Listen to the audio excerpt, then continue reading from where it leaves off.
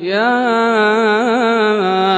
أيها الذين آمنوا إن من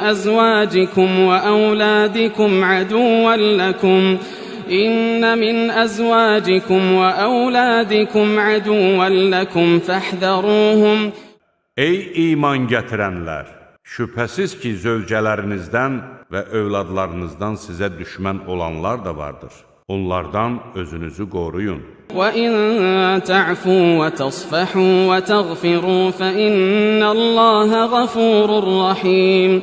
Lakin onları əhv etsəniz, günahlarından keçsəniz və bağışlasanız, bilin ki, Allah bağışlayandır, rəhimlidir.